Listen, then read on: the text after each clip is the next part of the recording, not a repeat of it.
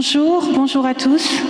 Je suis très heureuse de vous retrouver à Blois dans cette salle, malgré ces circonstances étranges et cette première interview qu'il faut faire masquer. À l'issue de la rencontre, il y aura une signature du livre de Lilian Thuram, La pensée blanche, qui aura lieu à la Halle au Grain. Mais on a 1 heure. Je donnerai la parole à la salle si vous souhaitez poser des questions après, mais on ne pourra pas passer de micro. Donc surtout, il faudra parler très très fort pour poser vos questions. Lilian Thuram, je suis très heureuse de faire cette rencontre avec vous. Je ne vais pas revenir aujourd'hui sur votre carrière sportive. Je vais, si vous le permettez, si le public le permet, raconter quelque chose de très personnel. En 2018, je suis allée voir une exposition au musée de la Croix, qui était à Paris, dont vous étiez le commissaire. Et elle était dédiée aux imaginaires et aux représentations de l'Orient, dans l'œuvre du peintre du 19e siècle. Alors c'est mon métier de chroniquer des expositions, mais je voudrais dire combien j'avais été soufflée par le choix des tableaux et surtout par les cartels. Les cartels, ce sont les petits textes qui accompagnent les tableaux dans les expositions. Ces petits textes que vous aviez rédigés. Alors, il mettait j'étais soufflée parce qu'il mettait les dessins, les gravures, les tableaux de Delacroix à la portée de tous. Et que, sans jamais faire l'impasse sur l'histoire de l'art, vous abordiez des thèmes qui agitent aujourd'hui nos sociétés, qu'il s'agisse du racisme, qu'il s'agisse de la colonisation, qu'il s'agisse de la cohabitation religieuse. Vous racontiez tout ça dans un langage très très simple, très clair, enfin pas, simple c'est pas le mot, mais extrêmement fluide, extrêmement clair, de manière très juste, de manière très précise et de manière très apaisée. Et j'ai retrouvé exactement ce même langage et cette manière d'écrire dans votre dernier livre, La pensée blanche, dont le titre va en interloquer quelques-uns, probablement. Vous y posez des questions essentielles, vous interrogez l'emprise de cette pensée blanche sur l'ensemble de l'humanité. À cette aune-là, vous rebalayez toute l'histoire de la conquête de l'Amérique en 1492 à la fin du 19e pour expliquer les temps présents. Vous rappelez aussi l'importance de la science et comment la science a imposé cette pensée blanche et ses répercussions sur les peuples non blancs, qui représentent, si mes calculs sont bons, puisque comme vous le dites dans le livre, les blancs représentent 16,6% de la population, donc 83,4% pour les non blancs. Votre livre est sourcé, précis, extrêmement documenté, d'une richesse vraiment inouïe. Il peut déranger. Il interpelle en tout cas, il réveille et il continue de vous trotter dans la tête longtemps après que vous l'ayez lu. Et c'est pour ça que j'ai 1001 questions à vous poser, mais d'abord pour comprendre comment vous êtes arrivé à ce livre, j'aimerais que vous nous racontiez ce que vous faites au sein de votre fondation. Parce que vous êtes très très actif aujourd'hui, enfin, je crois que c'est l'essentiel de votre temps, vous le consacrez à cette fondation. Tout d'abord, bonjour. Il faut toujours que je dise bonjour parce que j'ai toujours ma maman derrière moi qui dit « Est-ce que tu as dit bonjour ?» Donc bonjour. Effectivement, c'est vrai que depuis, lorsque j'étais joueur de foot à Barcelone, en 2008, j'ai créé cette fondation. Et l'idée est toute simple, c'est de questionner en fait nos conditionnements. Ça a commencé lors d'un repas chez le consul à Barcelone et en face de moi, il y avait un monsieur qui me disait Monsieur Thuram, qu'est-ce que vous allez faire lorsque vous serez grand ? Parce que pour lui, jouer au foot, c'est un truc d'enfant. Donc à un moment donné, il va falloir devenir sérieux. Et donc moi, je lui donne une réponse d'enfant. Je lui dis, quand je serai grand, je vais changer le monde. Il me dit, ah bon, comment vous allez changer le monde ?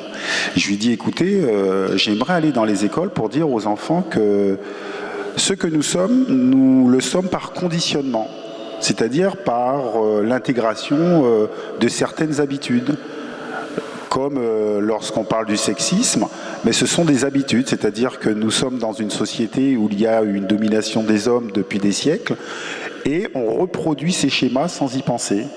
Et le racisme, c'est la même chose. L'homophobie, c'est exactement la même chose. Et donc, j'ai discuté avec lui, je lui ai expliqué ces choses, et à la fin du repas, il m'a dit, vous savez, monsieur Thuram, je suis plus vieux que vous, et sachez que le monde, on ne le change pas. Et quelques semaines après, mon téléphone sonne, et il me dit, vous savez, j'ai réfléchi à ce que vous m'avez dit, passez me voir. Et comme c'était quelqu'un qui travaillait dans la publicité, c'était le président de DDB Espagne, il m'a donné l'idée de créer une fondation en m'expliquant qu'effectivement, c'est comme une tache d'huile. Vous allez jeter certaines choses dans la société et petit à petit, les choses vont s'agrandir et peut-être que les gens vont comprendre qu'effectivement, nous sommes le résultat de conditionnement. Et donc aujourd'hui, c'est ce que je fais. Je me déplace dans les écoles, que ce soit en France ou à l'étranger, dans des universités, où j'essaye de parler de ces conditionnements et de ces habitudes et leur dire que si vous voulez comprendre la société d'aujourd'hui, vous êtes obligé par vous questionner sur le passé. Qu'est-ce que c'est des habitudes? Questionner les traditions, par exemple, parce qu'il y a beaucoup de gens qui sont très accrochés aux traditions en disant c'est des traditions, on a toujours fait comme ça, il faut faire comme ça. Eh bien, parfois, il faut questionner, il faut remettre en question les traditions, parce que les traditions transportent en elles aussi des hiérarchies entre les personnes selon la couleur de la peau, selon le sexe ou selon le genre. Et donc, l'idée est très simple. Est-ce qu'on peut se remettre en question en questionnant ce que nous sommes et ce que nous pensons être? Donc c'est ce que je fais dans la fondation. Donc il y a des livres, des expositions par exemple au musée de la Croix, des expositions au musée du Quai Branly. Et l'idée c'est vraiment d'emmener de la compréhension sur ce que nous sommes aujourd'hui. Et quel enseignement de toutes ces rencontres avec les enfants, de tous ces débats, quel enseignement vous avez tiré de toutes ces interventions au sein de votre fondation au fil des ans?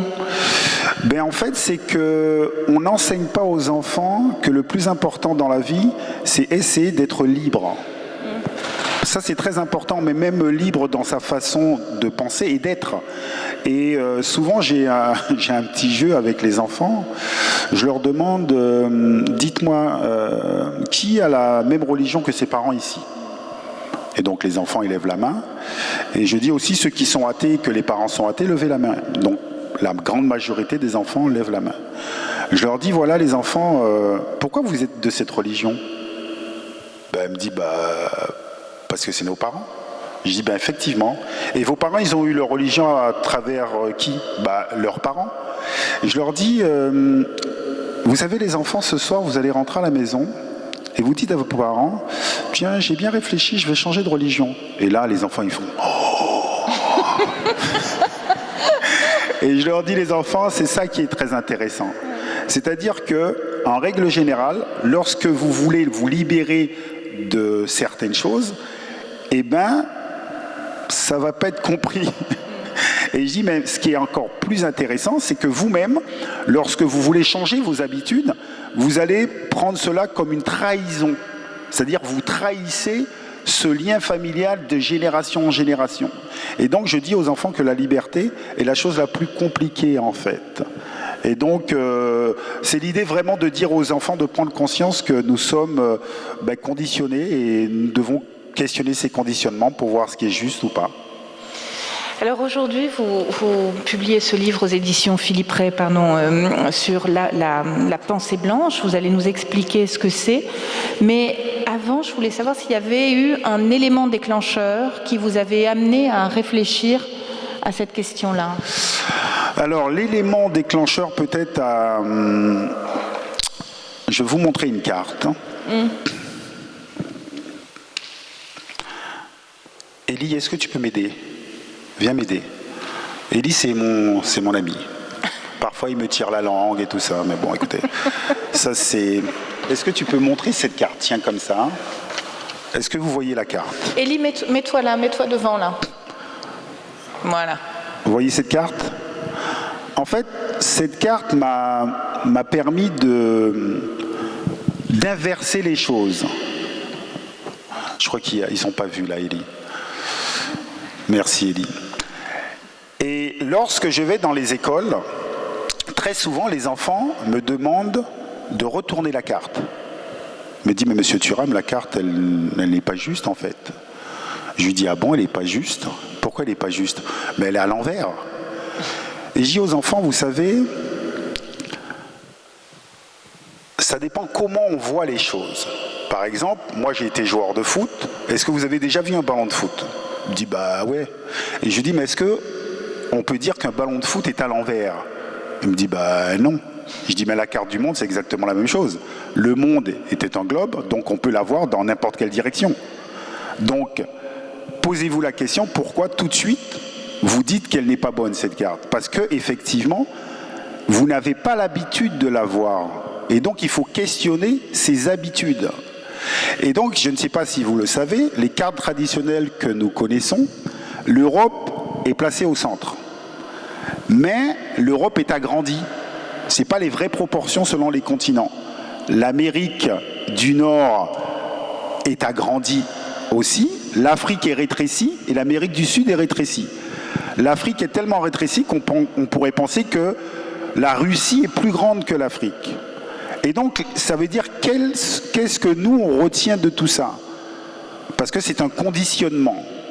Et donc, l'idée, c'est questionner le conditionnement et repenser les choses peut-être d'un autre point de vue. Et donc, pourquoi j'arrive à la pensée blanche? Parce que lorsque j'étais enfant, je vivais en Guadeloupe et j'arrive dans la région parisienne à l'âge de 9 ans. Et là, il m'arrive quelque chose d'assez traumatisant, parce que le racisme, c'est traumatisant. Donc, il y a des enfants de ma classe de CM2 m'insultent de sale noire. Et donc, je prends ça comme une morsure à l'intérieur, une agression. Et je rentre à la maison, je demande à ma mère pourquoi ils pensent qu'être noir, c'est moins bien, en fait. Et ma mère me donne une très mauvaise réponse. Elle me dit, c'est comme ça, les gens sont racistes, ça ne va pas changer. C'est d'une violence totale. Lorsqu'on grandit, on se dit, c'est une fatalité, c'est comme ça. Merci Élie. Tu as fait ça superbement bien. Applaudissements pour Élie, s'il vous plaît.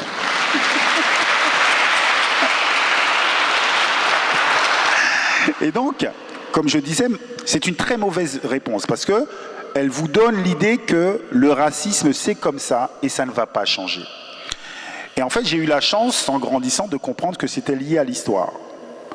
Et je dois avouer que le petit garçon que j'étais, j'ai réussi à me soigner parce que vraiment j'ai pris conscience du conditionnement historique qui emmenait les gens à penser cela.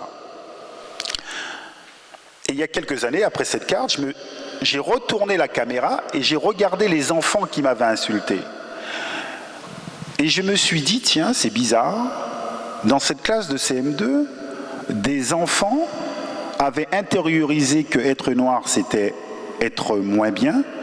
Par contre, ils avaient intériorisé qu'être blanc, c'était mieux.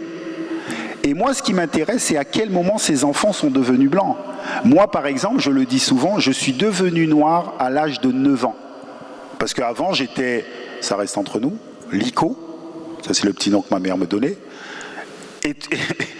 Mais la couleur de peau n'était pas un questionnement, puisque la grande majorité des enfants, nous avions la même couleur de peau. Et donc, à quel âge on devient blanc? Ça paraît bête comme question. Mais en fait, en travaillant avec les enfants, et notamment en discutant avec mes enfants, un jour, le plus jeune, Kéfren, qui avait peut-être 4-5 ans, je lui dis, mon amour, dis-moi, tu es le seul enfant noir de ta classe? Et là, mon fils me regarde, il me dit, bah, papa, je ne suis pas noir. Et moi, je me dis, tiens, le mec, il a un problème, il n'assume pas sa couleur, qu'est-ce qui se passe? Il me dit, mais papa, je suis marron. Et je lui dis, mais les autres de ta classe, ils sont de quelle couleur? Bah, ils sont roses. Vous rigolez. Mais vous rigolez, mais attention, parce que moi, j'ai fait l'expérience aussi avec beaucoup d'élèves et même d'adultes. Très souvent, par exemple, une fois, on était au Portugal. Je demande qui est blanc ou blanche dans la salle. Quelqu'un lève la main. Est-ce qu'il y a des personnes blanches ou blancs dans la salle? Il y a quelqu'un de blanc ou blanche dans la salle ou pas? N'ayez pas peur. Qu'est-ce que c'est que cette histoire? Monsieur, venez voir, monsieur. On va faire l'expérience. Vous êtes quand même le seul courageux, quand même. Alors, vous allez rester à 1 mètre, parce qu'il faut 1 mètre. Alors, dites-moi, depuis quand vous êtes blanc? Ah ben je pense que, je sais pas, depuis toujours. Vous avez quel âge? 70 ans. Donc, monsieur est blanc depuis toujours. Il a 70 ans. Donc, on va faire l'expérience pour savoir si ça marche. Ok. Cette feuille est de quelle couleur? Ah oui, elle est blanche. Ok, cette feuille est blanche. Prenez cette feuille, mettez à côté de votre couleur de peau. Est-ce que vous êtes de la même couleur? Alors, attention, attention, parce que là c'est sérieux. Vous rigolez, mais là c'est très sérieux. Pas de la même couleur. Donc, pas de même couleur, ça veut dire quoi? Que vous n'êtes pas blanc? Oui, je ne suis pas de cette couleur-là. Oui, mais alors vous êtes de quelle couleur? Ah oui, c'est une... En ce moment, j'ai des taches de vieux, là. Ok, mais vous êtes de quelle couleur? Moi, je suis un peu bronzé, je suis un peu jaune. Il est jaune. Non, mais il n'est pas... Non, mais attendez, soyons sérieux. Jaune, il a dit. Vous êtes de quelle couleur? Alors, je sais pas, on peut pas dire rose, parce que j'ai pas le sentiment d'être rose. Vous êtes de quelle couleur alors? Blanc foncé. Il est de quelle couleur? Est-ce qu'il est blanc? Ali? Il est de quelle couleur? Il est beige. Alors, vous appelez comment? Jacques. Jacques. Donc Jacques, vous avez 70 ans, vous venez de découvrir que vous n'étiez pas blanc, vous étiez beige. En fait, ce qui est très intéressant, on rigole, c'est qu'effectivement, on se dit être, mais on n'est pas. Et c'est ça qui est très intéressant dans la pensée blanche. C'est à quel moment les hommes, les femmes sont devenus blancs ou blanches. À quel moment les hommes sont devenus noirs. À quel moment on nous a enfermés dans des catégories et qu'on a fini par croire que c'était vrai. En fait, c'est ça qui est intéressant. Et effectivement, peut-être que vous ne le savez pas, mais les catégories que nous utilisons aujourd'hui n'ont pas toujours existé. Il fut un temps, les hommes et les femmes n'étaient pas enfermés dans une catégorie liée à la couleur de la peau. Et cette pensée blanche, c'est la racialisation du monde. À quel moment historique on a enfermé des gens dans des races? Et ça a duré tellement longtemps qu'on a fini par croire que c'était vrai. Et c'est pour cela que je dis que nous devons nous questionner sur ce que nous sommes.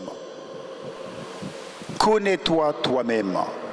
Et effectivement, quand je faisais ces jeux avec les enfants dans la classe, ils disaient « Ah ouais, c'est vrai? Pourquoi je dis blanc ?» Et ils finissent par dire « C'est par habitude. » Par habitude.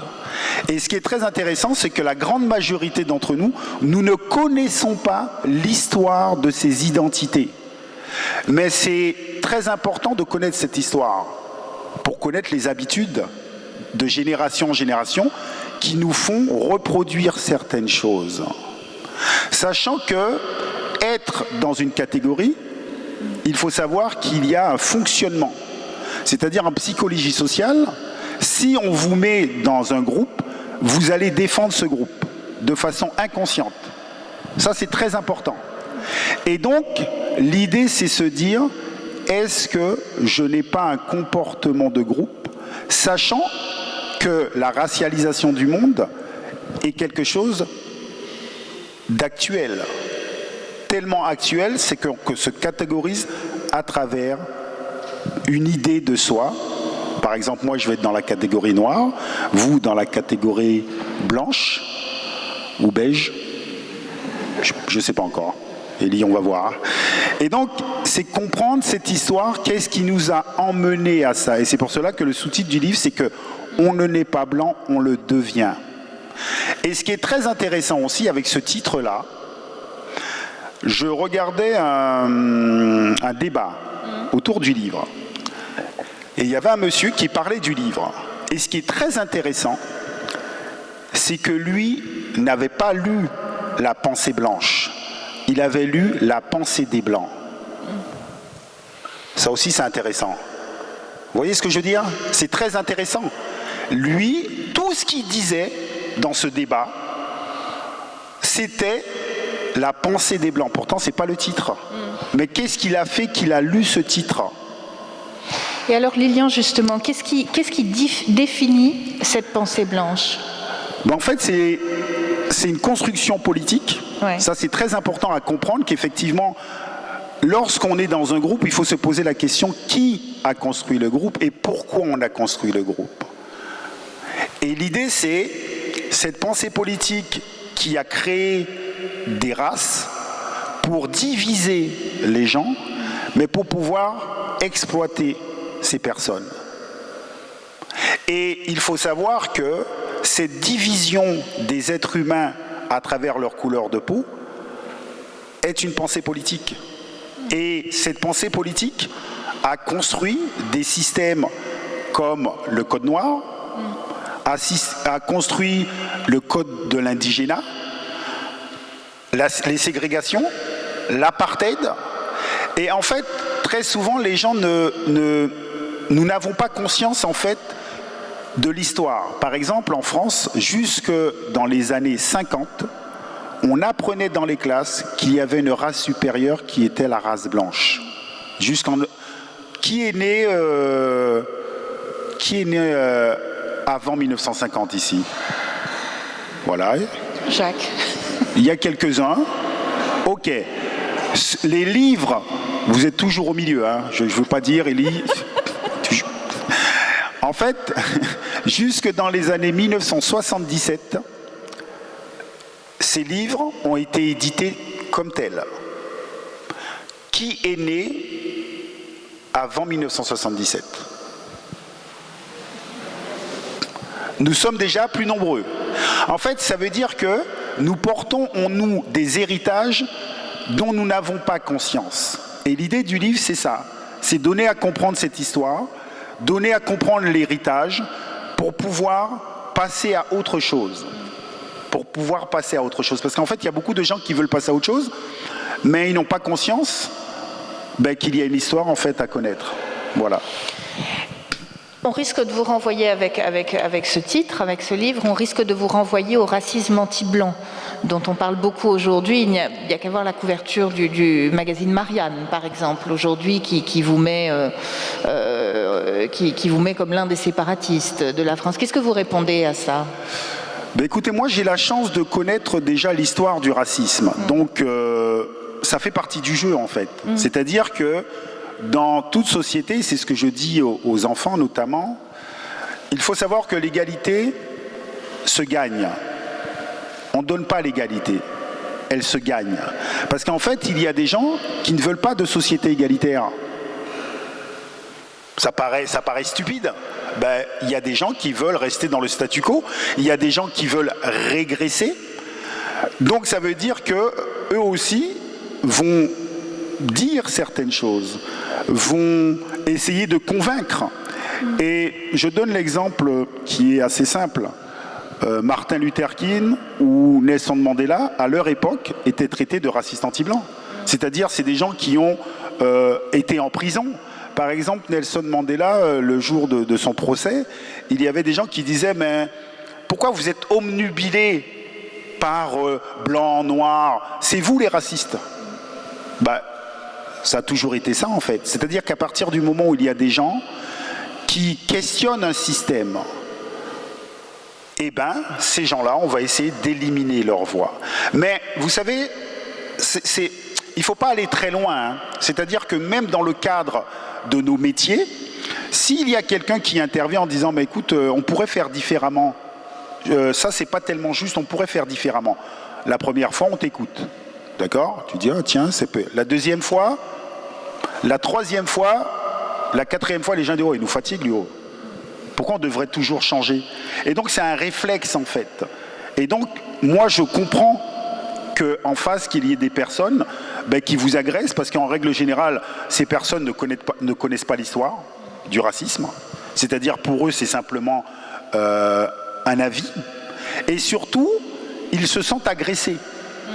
Parce qu'on leur demande de changer. Et je pense qu'effectivement, si nous voulons que les sociétés s'améliorent, mais ça passe par une prise de conscience et une remise en question de ce que nous sommes.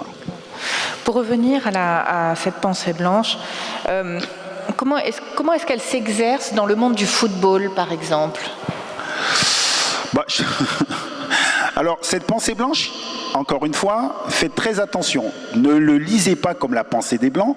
La pensée blanche, c'est la hiérarchie selon des couleurs de peau qui donne l'idée qu'être blanc, c'est mieux. Mais si toutes les sociétés du monde ont été éduquées comme ça, donc ça veut dire peu importe votre couleur de peau, que ce soit beige ou marron ou jaune, ça c'est pour... parce qu'à un moment donné, il m'a dit qu'il était jaune. Et donc ça veut dire que vous pouvez intégrer ce discours. Je vous donne 2 exemples au niveau du foot. Très souvent, après les entraînements, nous restons sur le terrain, on s'étire, on discute entre nous, les joueurs. Et moi, il y avait très souvent un coéquipier qui me disait « Tu sais, avec mon intelligence et tes qualités physiques, je serais trop fort. » Mais lui, il ne se rend pas compte. Lui, il ne se rend pas compte. Je veux dire, c'est... OK. Mais je vais vous donner d'autres exemples. C'est-à-dire que on va sous la douche, nous sommes que des joueurs noirs, et j'entends des discussions, notamment entre les jeunes, et qui disent « Oh là là, t'as vu comment t'es noir, toi? Moi, je suis trop métisse. Je suis plus métisse que toi, je suis trop beau. » Et là encore, il y a une hiérarchie. Et moi qui suis des Antilles, par exemple, en discutant de ces sujets avec ma maman me disait que lorsqu'elle était jeune, on lui disait qu'il était préférable qu'elle se marie avec quelqu'un qui aurait la peau plus claire, pour avoir des enfants qui auraient la peau chapée. En créole, ça veut dire, en français, ça veut dire la peau échappée du noir, la peau moins noire. Donc cette idée qu'être plus clair, c'est mieux. Et je dis très souvent, ma maman, elle s'est ratée avec moi. Je suis très foncé. Et donc, et même par exemple, lorsque vous analysez l'idée de la beauté, il y a aussi beaucoup d'endroits dans le monde, que ce soit en Afrique, en Asie, eh ben, les femmes vont se blanchir la peau parce que c'est signe de beauté.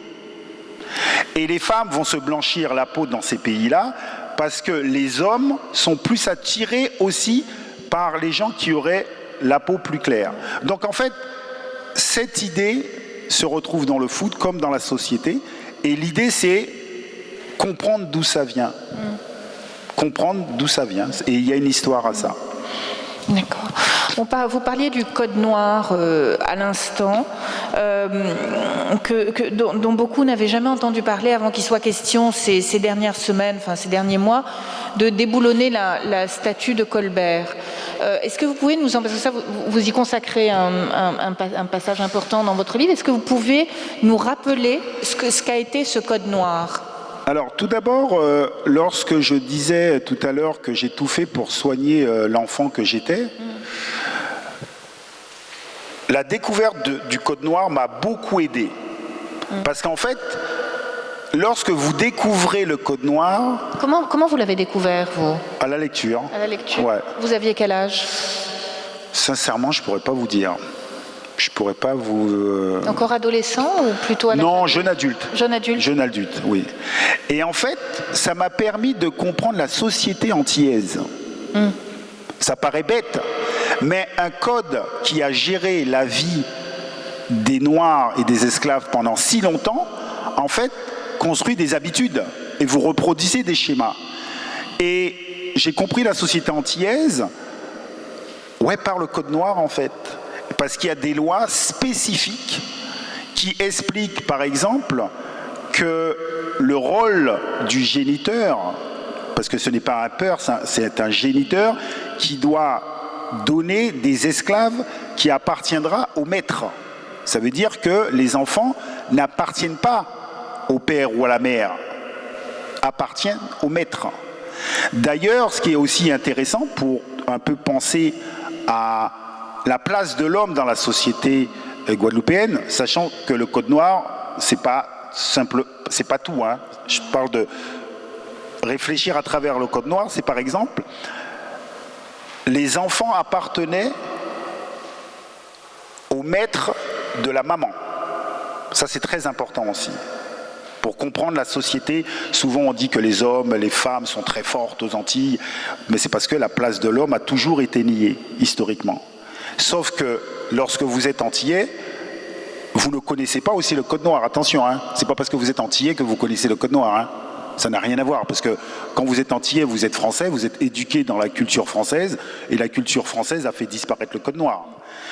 Et vous comprenez aussi les peurs, parce qu'effectivement, il y avait des lois qui disaient « Ok, s'il s'échappe, on fait ça, troisième fois, on le tue ». Et donc, il y a des ensembles de règles qui vous emmènent à des comportements, à des types de pensée. Et donc, je trouve qu'effectivement, ne pas connaître le code noir, c'est juste... c'est juste incroyable, parce que ça a figé l'infériorité des Noirs, ça a figé, parce qu'on vous dit qu'on doit se comporter comme ça avec eux, mais ça a aussi figé l'idée qu'être blanc, c'est mieux. Parce que les deux vont toujours ensemble. Hein. Si vous fixez l'infériorité de certains, vous fixez aussi la supériorité de d'autres. Et ce que vous êtes en train de nous dire, c'est qu'il perdure aujourd'hui, enfin il a encore des répercussions. Bien sûr, mais attendez, par exemple, on va prendre... Parce qu'effectivement, comme un monsieur dans la salle me disait, il faut savoir qu'il y a eu plusieurs codes noirs. Et moi je dis très souvent, faites très attention, parce que très souvent, lorsqu'on parle de l'esclavage en France, en fait c'est un peu désincarné, comme si... c'est très loin, ça a touché des gens mais qui ne sont plus là.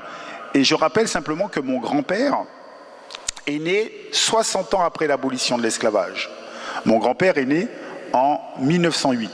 L'abolition du Code noir, enfin la fin du Code noir dans les Antilles, c'est 1848. 1685-1848. Si jamais pendant autant de temps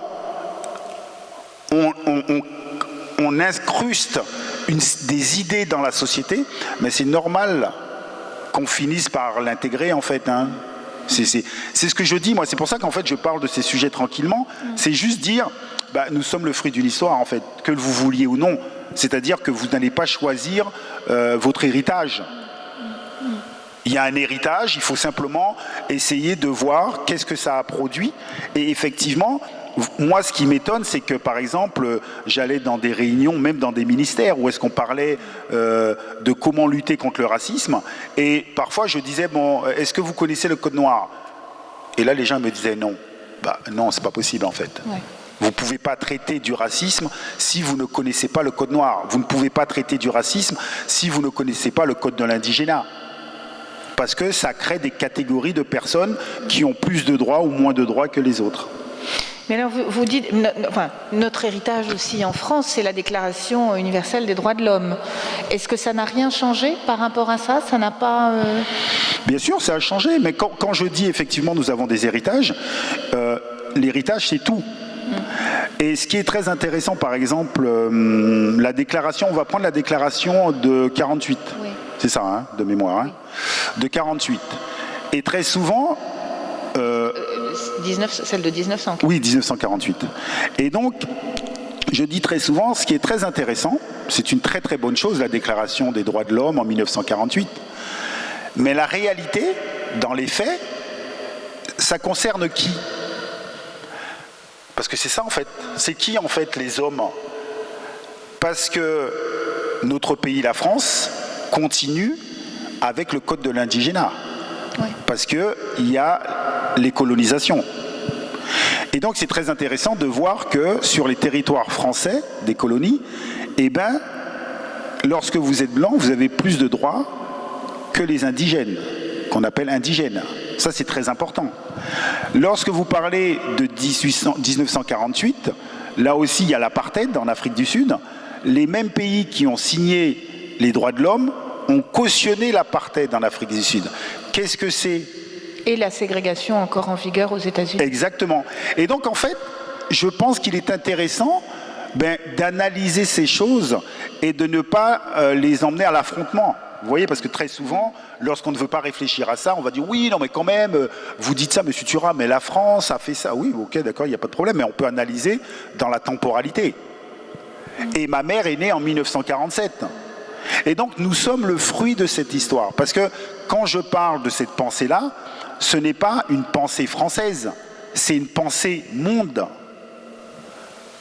Et donc si on n'a pas conscience de cela, eh ben, c'est très compliqué de changer nos habitudes. Et comment, à l'instant, vous disiez qu'on a fait disparaître la mémoire de ce code, enfin, ce code noir. Comment vous l'expliquez, ça, qu'on ait complètement fait l'impasse sur cette histoire, que vous alliez dans des ministères pour parler du racisme et on vous dit, mais on n'en a jamais entendu parler? Mais je pense qu'il suffit de réfléchir à nos propres comportements d'individus. C'est-à-dire que parfois, lorsque on a eu de mauvaises pensées, un mauvais comportement, on a tendance à vouloir l'oublier. Vous voyez ce que je veux dire? C'est presque... Oui, mais nous, on a tendance à vouloir l'oublier. Les Américains, par exemple, ne l'ont jamais oublié. Mais je pense que les Américains aussi, ils ont essayé d'oublier. C'est-à-dire que lorsqu'on voit les problématiques, même aujourd'hui aux États-Unis, on voit très bien qu'en fait, les Américains n'ont jamais fait face à leur histoire. C'est-à-dire que quand, par exemple, un président va vous dire le retour à l'Amérique blanche, ben, ça n'a pas de sens, en fait. Ça veut dire qu'ils ont oublié qu'il y avait des populations indiennes avant. Donc, je pense que chaque pays essaie de se construire une image la plus positive possible. Et donc, pour cela, il faut peut-être oublier certaines choses. Mais en fait, on ne les oublie pas. Ça veut dire que les individus dans le comportement, on ne les oublie pas, puisque de toute façon, ce sont des habitudes. Et c'est là qu'on se trompe. Et moi, je suis d'avis que si vous vous aimez, d'accord, comme personne, il faut avoir le courage d'affronter ce qu'on a fait ou ce que vous êtes. Parce que sinon, de toute façon, vous finissez, moi je pense, dans une certaine folie. Et moi je pense que c'est exactement pour la même chose pour un pays, c'est avoir le courage de regarder ce qui s'est passé, d'analyser ce qui s'est passé, pour effectivement grandir. Parce qu'en fait c'est ça, c'est grandir. Ouais. Ce sont les enfants qui n'arrivent pas à dépasser leurs craintes et leurs peurs. Et donc à un moment donné, il faut grandir. Pourquoi il faut grandir ? Pour effectivement comprendre que les divisions qui ont été faites, ben, ça empêche de la solidarité. Et nous avons besoin, encore plus aujourd'hui dans nos sociétés, nous avons besoin de reconstruire ces solidarités. Voilà. D'accord. Vous parlez d'un racisme systémique en France. Pour vous, quelle forme il a ? Quelle forme il prend, ce racisme systémique ? Vous le voyez où ? Bah, écoutez, c'est parfois je rigole, je dis des bêtises. J'allais dire, mais pour un homme de ma couleur, ben, c'est très visible en fait. Vous savez, je pense qu'il y a... Ça dépend où vous vous situez. Il y a certaines personnes qui ne vont pas voir.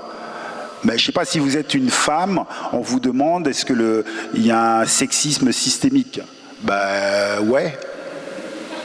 Ah, vous saviez pas ? Ah bon. Ça dépend où on se situe. Et effectivement, et je pense que pour vraiment visualiser ce système systémique, c'est comment on se comporte dans l'espace public. Oui. C'est-à-dire que l'espace public, normalement, devrait être la même pour tout le monde. Mais lorsque vous êtes un jeune garçon ou jeune fille non blanche, ben, l'espace public n'est pas vécu de la même façon.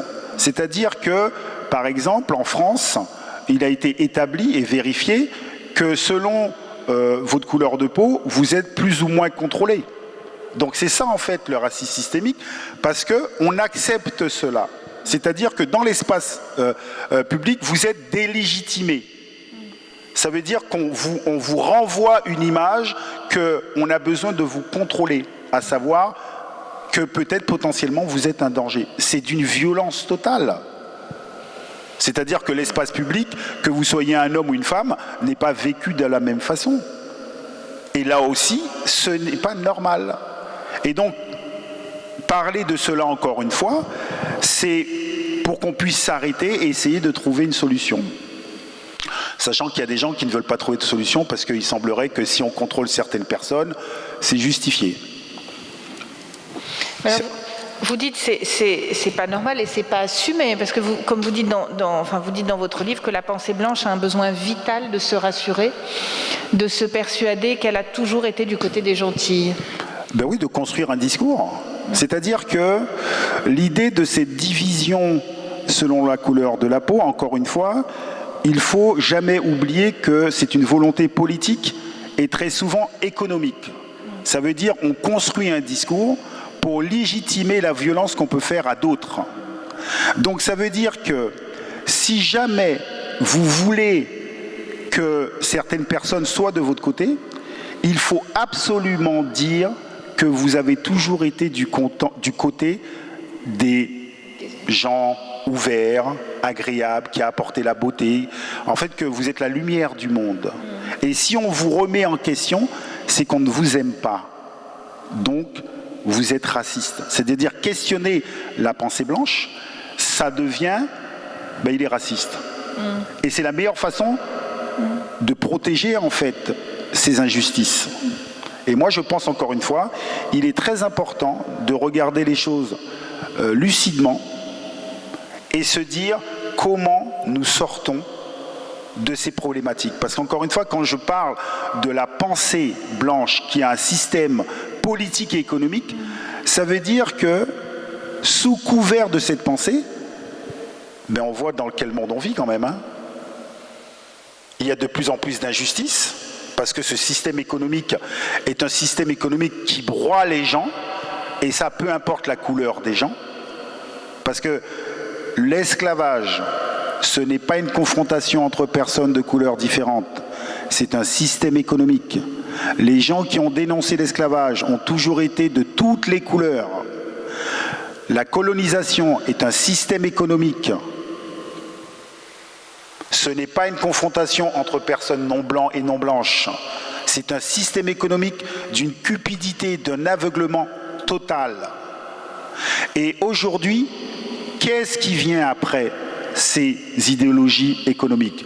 Donc en fait l'idée c'est de questionner l'idéologie économique dans laquelle nous sommes et nous allons voir que ces idéologies en fait ne regardent pas la couleur des gens. Vous savez, dans le livre je parle avec mon ami Achille Bembe et en fait il utilise un mot, un concept qui est très intéressant.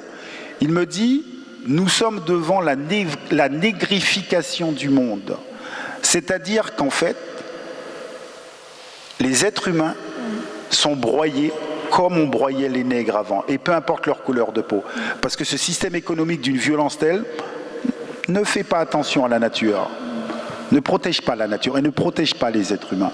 Et l'idée, c'est comment on peut être ensemble pour ne plus accepter cela. Par rapport à toutes ces questions, vous dites qu'aujourd'hui, pour l'instant, il n'y a que deux réponses possibles à ces questions-là, c'est la repentance et la négation. Alors, l'alternative que vous proposez, c'est quoi? C'est ce que vous venez de nous dire, c'est-à-dire regarder cette histoire en face? Oui, moi, vous savez, tout d'abord, alors, il faut être très attentif. Qui dit que certaines personnes demandent que d'autres s'excusent ou soient dans un sentiment de culpabilité? Mais ce sont les mêmes qui utilisent les mots la pensée blanche, le racisme anti-blanc. Oui. C'est les mêmes. Vous voyez ce que je veux dire? En fait, très souvent, il faut savoir qui parle et pourquoi. Les personnes qui utilisent les concepts de racisme anti-blanc, ce sont les mêmes qui disent « oui, on ne va pas se repentir », mais personne n'a jamais demandé. En fait, je pense que les personnes qui souffrent dans une société veulent juste que ça s'arrête, et pour pouvoir s'arrêter, il faut questionner l'histoire pour comprendre la réalité d'aujourd'hui. Et moi, je pense que nous devons être assez matures pour pouvoir regarder le passé Pourquoi? Encore une fois, il ne suffit pas de regarder le passé pour le passé, pour comprendre comment mettre en place des solidarités pour aujourd'hui. Parce que sinon, vous allez toujours avoir des politiques qui vont jouer sur les catégories, qui vont réactiver les catégories. Par exemple, ce qui se passe aux États-Unis est très intéressant à regarder de loin. Qu'est-ce qui se passe? Vous avez un président qui réactive une catégorie et qui réactive la catégorie blanche. Et ça marche. C'est-à-dire que les États-Unis, c'est l'une des premières puissances au monde. Et en fait, les gens vont tomber dans le piège des catégories. Je veux dire, il y a d'autres choses à faire avant dans ce pays-là quand même. C'est-à-dire, quand vous voyez l'état des hôpitaux, le nombre de pauvres qu'il y a aux États-Unis, ben c'est juste incroyable. Et donc, on arrive à leurrer les gens en présentant des catégories, en renvoyant des catégories l'une contre l'autre. Et c'est pour cela que je dis qu'il faut faire très attention, parce que souvent les politiques essayent de diviser les gens. Et je crois qu'il y a un moment, il faut grandir et arrêter cette division sur la couleur de peau. Ils vont inventer d'autres divisions, parce que ça, vous inquiétez pas, mais au moins celle-là, qu'on prenne conscience que ça n'a pas de sens. Mais alors, qu'est-ce qu'on peut faire concrètement? C'est vrai que la question s'est posée dernièrement par rapport au déboulonnage des statuts, par rapport, je pensais à la statue de Schœlcher en Martinique, par rapport aussi aux noms qui sont donnés. Je sais qu'en Bretagne, je crois que c'était à Saint-Brieuc par exemple, il y a un lycée Ernest Renan. Ernest Renan, il suffit de lire ses textes pour voir la puissance du racisme et de l'antisémitisme de ces textes. Qu'est-ce qu'on fait aujourd'hui concrètement par rapport à ces cas-là? Alors, il faut savoir qu'en règle générale, les institutions évoluent sous la pression des acteurs de la société civile. Ça, c'est quelque chose de très important à comprendre. Les institutions changent parce que la société civile demande un changement. Pour ce qui est de Schœlcher, moi je suis antillais, donc descendant d'esclaves. Ok. Pour ma part, c'est très dérangeant d'avoir Schœlcher dans l'espace public en Guadeloupe. Pourquoi? Pourquoi? Parce qu'en fait, avoir Schœlcher dans l'espace public, c'est donner l'idée que l'abolition de l'esclavage a été une volonté d'État. Mais en règle générale, on ne connaît pas l'histoire de Schœlcher. Schœlcher a signé le décret d'abolition, mais a dédommagé les propriétaires d'esclaves avec l'argent du contribuable français.